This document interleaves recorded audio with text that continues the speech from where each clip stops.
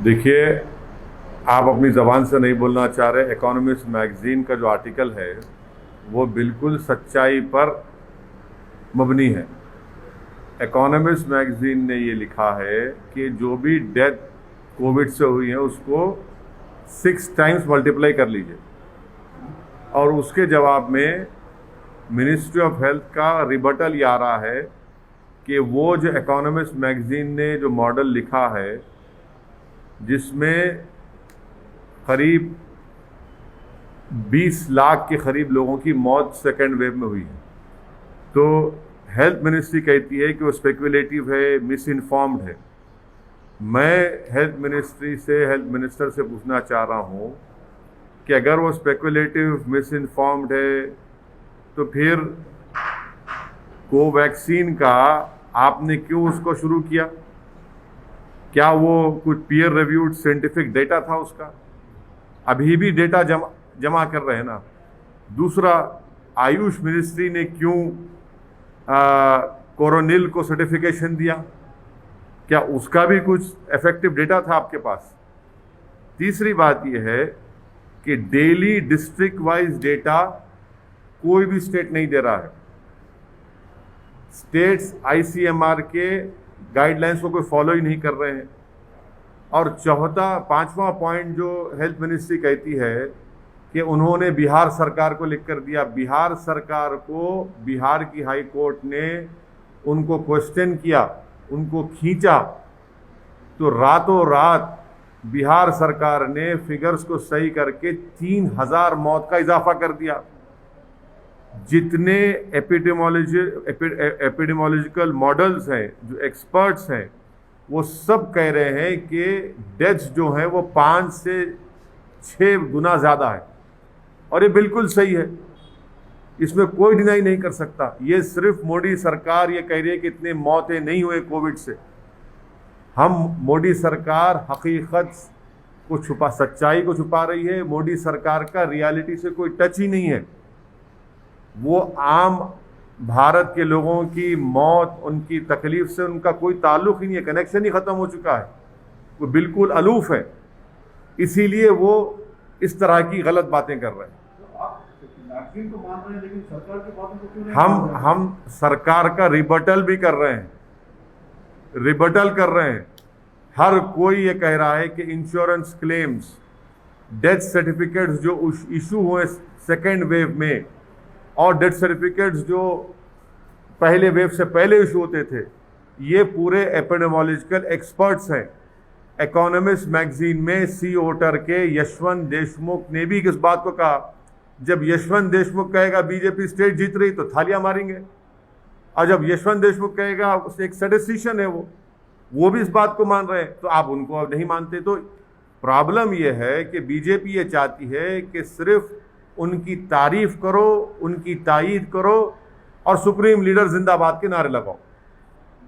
जब सच्चाई सामने आती है कि इतने लोगों की मौत हुई है, इतने हजार बच्चे ऑर्फन हो चुके हैं, मानने को तैयार ही नहीं है। इसलिए नहीं मानते क्योंकि वो बैडली एक्सपोज हो चुके हैं। सेकेंड वेव की तैयारी बीजेपी मोदी सरकार ने कुछ नहीं की। वैक्सीनेशन का ऑर्डर देर से दिया, वैक्सीनेशन का सप्लाई गलत हुआ रहा है, और यही वजह है कि इतनी सब लोगों की मौत हुई है। तो इसलिए बीजेपी अपनी नाकामियों को छुपाने के लिए इस सच्चाई के फिगर्स को नहीं मानती है। तो आप वैक्सीन का सवाल क्यों उठा रहे हैं? देखिए, अगर आप उनका जवाब पढ़ेंगे हेल्थ मिनिस्ट्री का, इकोनॉमिस्ट मैगजीन के रिबटल में हेल्थ मिनिस्ट्री ने कहा कि वो स्पेकुलेटिव है, मिस इन्फॉर्म्ड है, और साइंटिफिक डेटा को फॉलो नहीं किया। तो मैं उनके जवाब में कह रहा हूं कि कोवैक्सीन को भी आपने 3rd ट्रायल का कंसेंट लिया ना जनता से, तो क्या आपके पास डेटा था? फिर मैंने कहा है कि कोरोनिल ये बाबा की है, आयुष मिनिस्ट्री ने सर्टिफाई करा, क्या उसका डेटा था आपके ने? सर, आपके एक तरफ कह रहे हैं बीजेपी को घेर रहे हैं, लेकिन इन सब के बावजूद आप देखिए बीजेपी और एनडीए पूरे देश भर में स्ट्रांग हो रही है। अच्छा, तेलंगाना में एक ओह, स्ट्रांग ओह। ज्वाइन कर ली है। बिहार में देखिए मैं लास्ट जो सुना था कि अकाली दल बीजेपी को छोड़ दी, सब पार्टियां इनको छोड़ रहे हैं, और खुद बिहार में उनकी जो एक सहयोगी पार्टी थी उनके खिलाफ लड़ा। लोगों की लाशों के मीनार लग रहे हैं, गंगा में लाशें बह रही हैं, ज़मीन से लाशें निकल रही हैं, और आप कह रहे हैं कि मजबूत हो रहे हैं। गरीब भारत का मर रहा है, और एनडीए अगर मजबूत हो रही है गरीब के मरने पर, तो फिर इस मजबूती का क्या फ़ायदा मेरे भाई? जब गरीब को दवा नहीं मिलती है, गरीब बेरोज़गार हो चुका है, खाने को खाना नहीं है, करोड़ों लोग बेरोज़गार हो चुके हैं, और इनकी तबाही और बर्बादी पर अगर एनडीए मजबूत हो रही है तो फिर इसको मजबूती कहेंगे आप? सर ऐसा तो नहीं है कि अभी केंद्र सरकार ने हाल ही में प्रधानमंत्री मोदी ने कहा है कि वैक्सीन फ्री में देंगे। हाँ, ऐसा तो कर ही रहे हैं ना सब। वैक्सीन फ्री में देंगे। कब देंगे?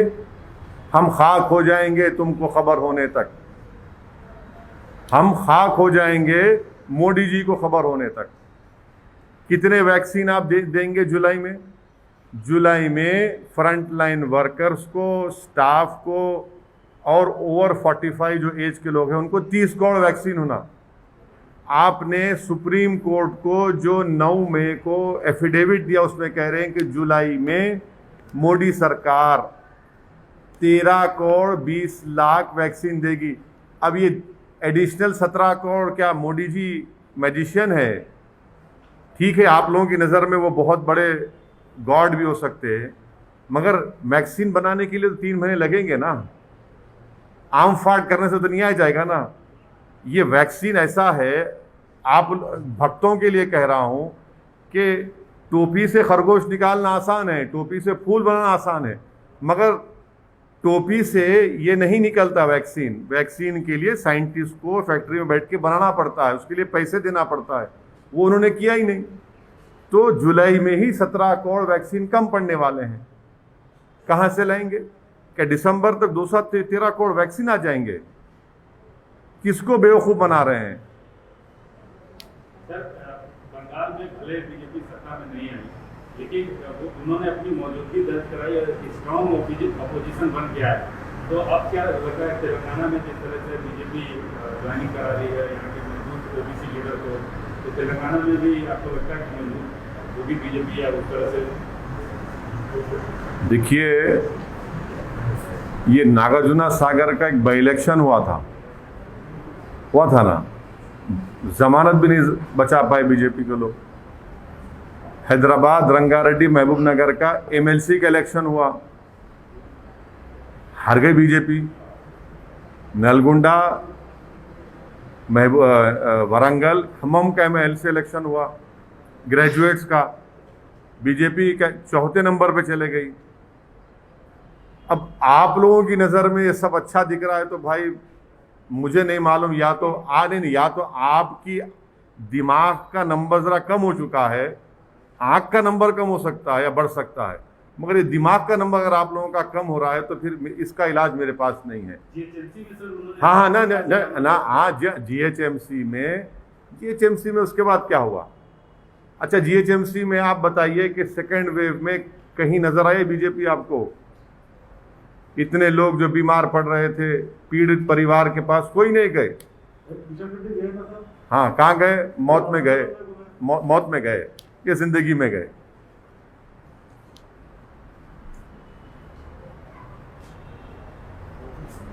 हो गया, चलिए।